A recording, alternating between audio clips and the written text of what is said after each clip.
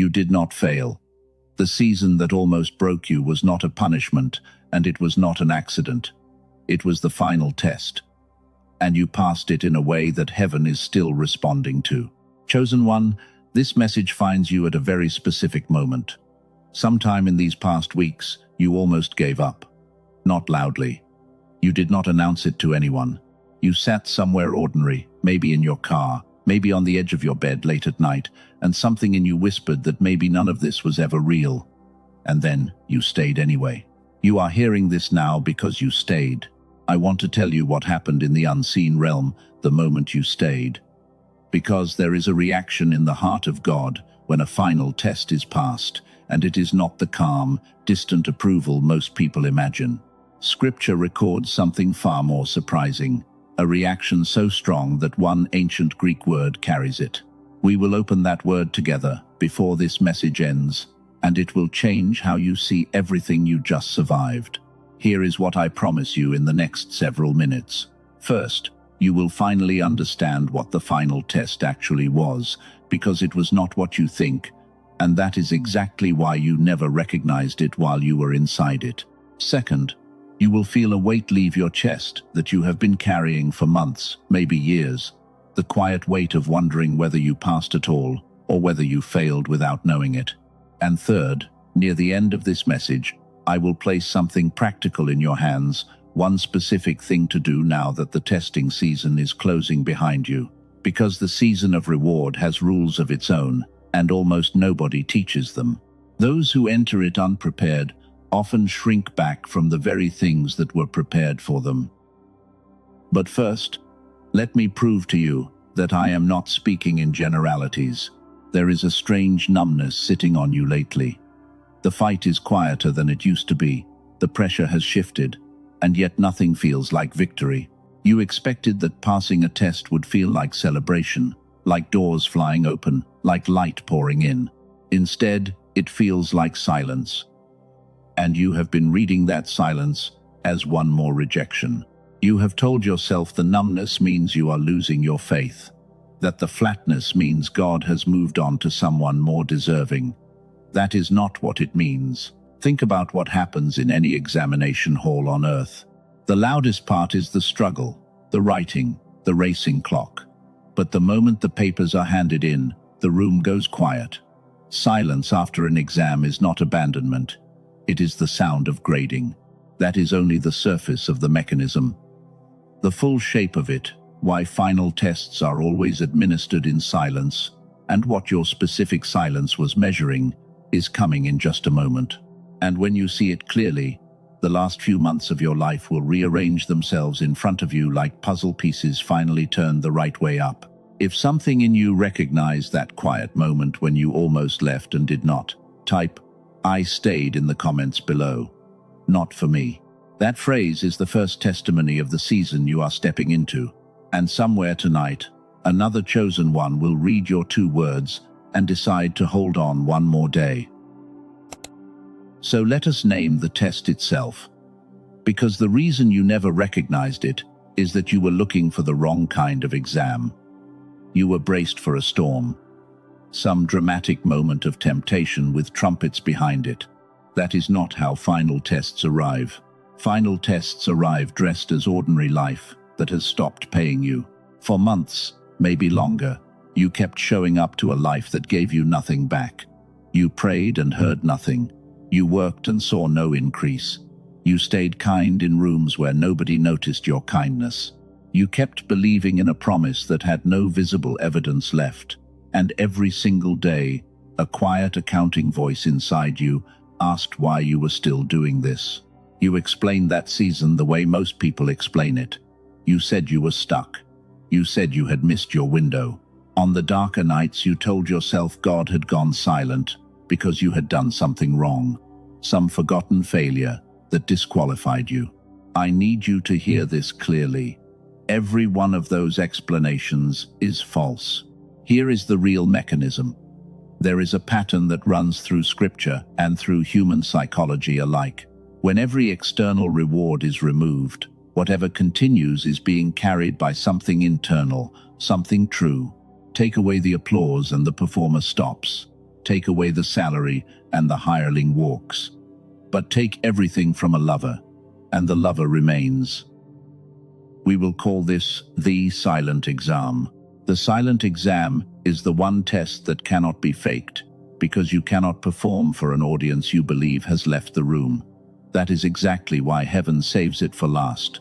Storms measure strength, but only silence measures love, because in silence there is no payoff left to chase. The final exam removes every sign, every reward, every echo, and then watches one thing.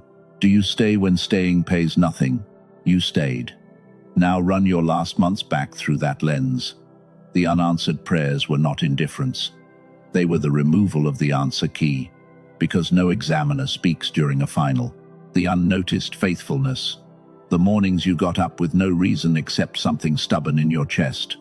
All of that was the exam itself. You were not failing all this time. You were sitting the highest test heaven administers. And nobody sits that exam by accident. It is only handed to those who have already passed everything before it. So here is what you do with this, beginning today. Stop reading silence as a verdict. When the old voice tells you that you were forgotten, answer it out loud, with one word: graded. That single shift drags the whole mechanism into the light. And a mechanism you can see is a mechanism that can no longer torment you. Now, before we rise into what heaven actually did the moment you handed in your papers, I want to set something in front of you and ask you to hold it. Over the past few years, in research laboratories far from any church, a small group of scientists led by a doctor in New York uncovered something about the way the human mind was designed. It explains what long testing seasons do to the instrument you think with, and why so many chosen ones enter their reward season unable to perceive it. It traces back to a Nobel Prize, yet its application is so simple it sounds almost suspicious at first. I will come back to it, I promise. For now, hold this one question in an open hand.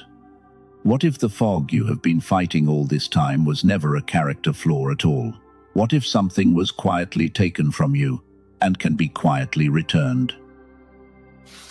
Hold that question with an open hand, because now we go where I promised to take you, into the reaction itself, into what actually moves through the heart of God. When a chosen one hands in a silent exam with the word "stay" written on every page, there is a moment recorded in the Gospels that almost nobody preaches on. A Roman centurion, an outsider with no religious credentials at all, comes to Jesus about his dying servant. Instead of asking for a visit or a sign, he says, "Just speak the word. No evidence requested, no proof required." And the text records something astonishing about what happened next. It does not say Jesus nodded or approved. It says, he marveled. The Greek word is ethaumasen. It means to be stunned with wonder, to be moved by something you did not see coming. The one who spoke galaxies into their places stood in the road and marveled at one small human trusting him without proof. Only twice in all the Gospels does that word attach to Jesus this way, once at unbelief, and once at this, a faith that trusted without seeing. That second marvel is the reaction I have been telling you about, because what stunned him was not power, and it was not performance. It was trust without evidence. And trust without evidence is precisely what your silent exam just produced in you.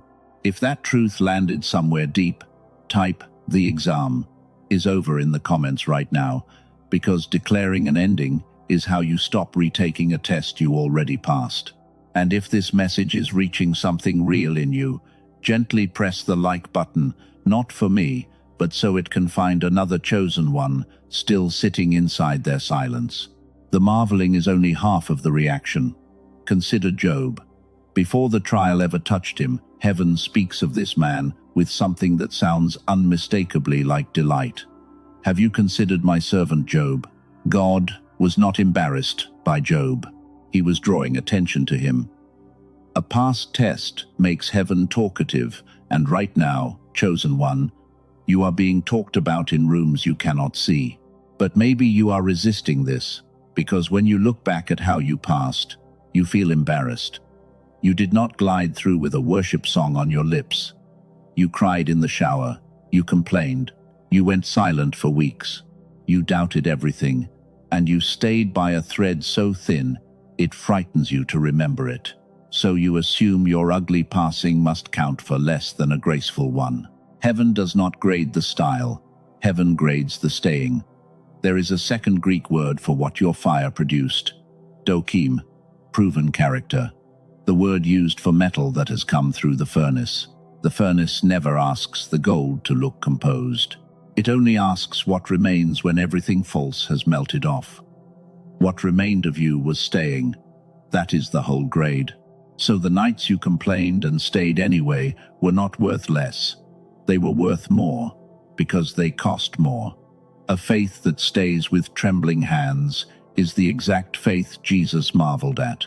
Retire the phrase, "barely made it," from your vocabulary. What you did has a name now, proven. And here is where the reaction of God goes beyond emotion, because a stunned God does not remain seated. In the unseen, the response to a past final is transfer.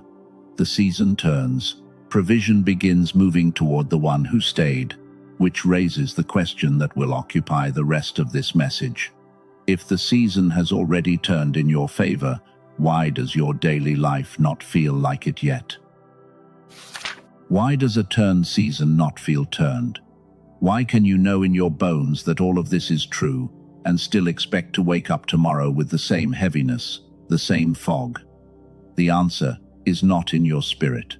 Your spirit just came through the highest exam in existence, refined and proven. The answer is somewhere you have not looked yet. This is where I close the loop I opened near the beginning, the discovery from the research laboratories that I asked you to hold. I waited on purpose. What they found is not information, it is a solution. And a solution only matters once you understand the full shape of the problem. You now understand the shape. So let me speak plainly. No imagery, no metaphor. Long testing seasons are survived by the spirit, but they are paid for by the mind. Years of stress, vigilance, and repeated disappointment change how the thinking instrument operates. That is not a spiritual accusation. It is physical, as real as a muscle that stiffens after years of bracing. The mind that carried you through the siege is still running in siege mode. You know the symptoms because you live them. The fog that sits behind your forehead by early afternoon, words that vanish in the middle of a sentence, reading the same paragraph 4 times and holding none of it, ideas that used to arrive on their own and now do not arrive at all, decisions, even small ones, that leave you exhausted. None of that is laziness, and none of it is age, and this happens most to the faithful. The responsible ones, the sensitive ones, the people who stay through long silent seasons, carrying everyone around them. The exact character that passes a silent exam is the exact character that absorbs its cost. So, the reward season arrives at a mind still braced for war. That is, the entire gap between past and received. That is what you have been. It is not what you are required to remain. The exam refined your spirit. Now the instrument must be restored, because what is coming deserves the full version of you. If your heart is open to that restoration, type "I receive" in the comments, because reception is a posture, and posture is a choice. Now, do you remember the exact question I asked you to hold in an open hand? What if the fog was never a character flaw? What if something was taken from you? Here is the answer, and it did not come from a pulpit. It won the Nobel Prize. In 1981, a researcher named Dr. Roger Sperry was honored for proving that the human brain is 2 hemispheres designed to work as one, and that when they fall out of step, a person operates on a fraction of their designed capacity. Later studies made the picture sharper. Around 98% of young children measure at what researchers classify as a creative genius level, with both hemispheres firing together. Fewer than 1 in 1,000 adults still measure there. Modern life, chronic stress, and yes, long survival seasons Slowly pull the two halves out of sync. Not spiritual failure, physiology. A woman from California described what the disconnected state felt like from the inside. She had tried everything her community offered and kept arriving at the same wall. She believed the words but could not feel the reality behind them, not in her body, not in her actual days. 10 days after she found what I am about to describe, she said something simply cleared. A channel that had been blocked was open, not because she tried harder, because the receiver had been repaired. A man from Texas told a matching story from a different life. A business owner, 2 children, years of holding everything together while his own inner world went thin. He said prayer had begun to feel like talking into a wall. The faith was right, but the receiver was off. 2 weeks in, he woke up and described his mind as finally running on everything it was built to run on. The fog he had stopped noticing, as fog was simply gone. Both of them found the same thing. A team of neuroscientists, led by Dr. Daniel Barone, a neurologist in New York City, spent years on one problem. They took over an hour of clinical neural sync technology, the kind of whole brain activation protocol used in specialized medical settings, and refined it down into an 8-minute targeted auditory sequence. 8 minutes a day, headphones on, eyes closed. That is the entire physical requirement. They call it the Genius Switch.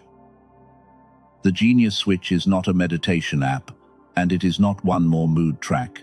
It is engineered from the Nobel Prize research of Dr. Roger Sperry to reconnect the 2 hemispheres and restore the whole brain activation that was your default state as a child. If you have tried listening tracks before and felt nothing, there is a reason. Most address a fraction of the picture. This works at the whole brain level, and a different mechanism produces a different result. And it is not for everyone. It is for the chosen one who understands that God prepared not only the promise but the mind that must walk into it. The one who stayed through the silent exam and is now willing to stop treating the fog as a character flaw and start treating it as something with a specific address. Most people will scroll past this. You are still here. That is not coincidence. What does something like this cost? Colleagues of Dr. Barone said it would hold its value at $500, and the math supports them, because neurofeedback sessions run $300 an hour and home machines cost $7,000, but it was never released at $500, not $200 either. It was released at $49. And today, on the official page linked below, there is a further $10 off, $39 once for lifetime access. 4 free bonuses come with it. A guided visualization from a top-rated creator on the Calm app. A grocery guide naming 10 common foods that feed mental fog and shortcuts, saving over $100 a month. A classic 100-year-old text on attracting abundance. And a printable guide to the 5 habits that build an ideal future. All of it is covered by a 100% ironclad money-back guarantee. Listen once or 80 times. If it does not do for you what it has done for more than 18,000 people, every dollar comes back. No conditions asked. Why today and not someday? Because the provision God has set in motion becomes visible to a synchronized mind in a way it never does to a foggy one. What the Genius Switch restores is not the reward itself. It is the receiver the reward was addressed to. What has been arranged for you is already moving. The question is whether you arrive at the meeting point with the receiver online. One warning, spoken in love. If you go looking for free versions on music apps or open video sites, you will find tracks wearing similar names. The team studied them. Most carried no neural sync technology at all. The mechanism exists only in what Dr. Barone built, and the official page is the only verified source. That is where the link below points. If your spirit resonates with what I have described, the path is in the description and in the pinned comment. You can read every detail on their page before deciding anything. Take the step calmly, the way a proven person takes steps. Now, set the tool down, because the tool was never the center. It does not replace God, and it does not stay faithful for you. What God is doing in you is not conditional on anything that can be ordered, but a restored receiver gives what God is doing more room to land. And for the one who felt something stir when the mind was mentioned, that door stays open in the description. It is a small step, but small steps taken with a clear mind have changed entire seasons. Before this message ends, I am going to speak something over your life, so stay with me for these final minutes. First, look at what is ahead of you. There is a morning coming, closer than you think, when you wake, and the heaviness simply is not there. You will pray, and it will feel like conversation again. An idea will arrive whole, and you will move on it without the old hesitation, because a proven mind does not flinch. And someone who watched you endure your silence will quietly ask what changed, and your answer will open their door. Rewards in the kingdom never land on one person alone. That is why I ask this of you. Think of one person still inside their silent exam right now. Someone who has gone quiet lately. Someone who serves everyone and is noticed by no one. Someone you sense is close to giving up. Send them this message today, not to fix them, but so they hear the one sentence they cannot hear anywhere else, that silence is grading, not abandonment. And if you want to walk the new season among thousands of proven ones, join this family of chosen ones, so the next message finds you. Now let us seal this. Wherever you are, let your shoulders drop. Close your eyes if it is safe. See yourself standing in an empty examination hall. On the desk in front of you lies the finished exam, every page carrying the same word, stayed. Now watch a hand lift those pages, gently, the way something precious is handled. As the papers rise, feel the word failure leave your chest with them, a specific weight lifting off your ribs. Let your breath go all the way out. That exhale is your body agreeing the test is over. Thank you, Father, for what was formed in the silence. It was seen, it was weighed, it was enough. Whatever is still in your hands from that season, put it down now. The self-accusation, put it down. The replayed mistakes, put them down. The quiet fear that you failed without knowing, put it down. You are not carrying evidence anymore. The verdict is already in. Now stand inside that verdict and say this with me. I am the one who stayed. I am proven, not lucky. I am not behind. I am approved. The season of testing is closed. The season of reward is open, and I will walk into it with my whole mind and my whole heart. If that declaration is yours, type sealed and sent below, because a verdict spoken out loud becomes a verdict carried. And so it is. It is sealed. One last thing, chosen one. You wanted to know the reaction of God. Now you have it. He marveled at the centurion. He boasted over Job. And tonight, over you, heaven is talkative again. Your name is being spoken in rooms you have not entered yet. Go and live like someone worth talking about, because you already are.